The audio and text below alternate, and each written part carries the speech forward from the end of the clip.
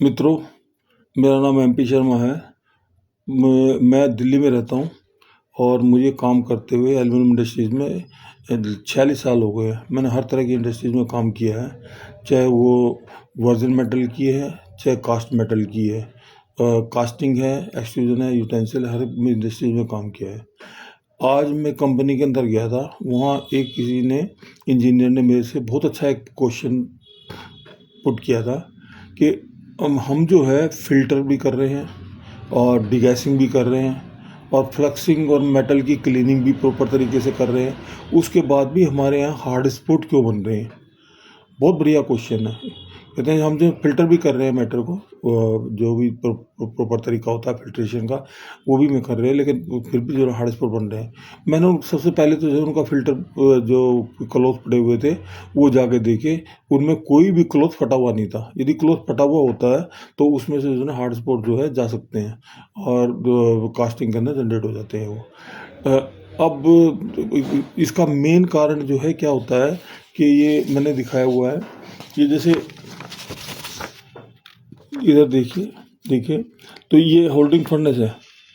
Holding furnace के अंदर क्या है कि जो क्रूसिबल होती है उसकी आईडी होती है।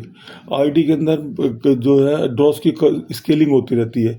जब ड्रॉस की स्केलिंग होती रहती है तो क्रूसिबल में एक पर्टिकुलर जगह पे टेम्परेचर जो बहुत ज़्यादा होता है।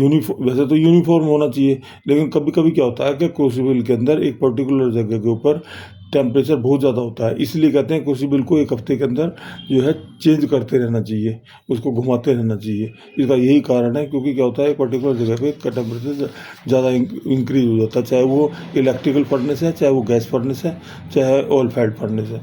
तो उसकी आईडी होती है, आईडी के अंदर जो है जो स्केलिंग होती है, तो स्केलिंग में जो है ड्रॉप से चिपक जाती है और उस पर्टिकुलर जगह पे टेम्परेचर जो है बहुत ज़्यादा इंक्रीज हो जाता है, 900 तक पहुंच जाता है। तो जो ड्रॉप चिपकी रहती है वो हार्ड फॉर्म में हो जाती है।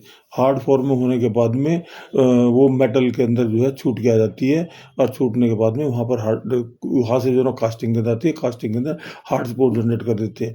मेटल तो आपने मतलब जो है सही मेटल लिया है, उसके बाद तो आपने जो है मोल्टन मेटल को फ़िल्टर भी किया है, फ़िल्टर करने के बाद उसकी क्लीनिंग भी की है, डिगैसिंग भी की है। तो हार्ड स्पॉट जनरेट क्यों हुआ, उसका जो है ज़्यादा नहीं कहता मैं, 80% कारण ये होता है कि जो स्केलिंग होती है, स्केलिंग के ऊपर जो टेम्परेचर हाई हो जाता है, उसके अंदर टेम्परेचर हाई होने के अंदर के साथ ये जो है हार्ड स्पॉट जनरेट हो जाता है। इसी तरह से जो है ये होल्डिंग फर्नेस के अंदर भी यही सेम फिनोमेना होता है।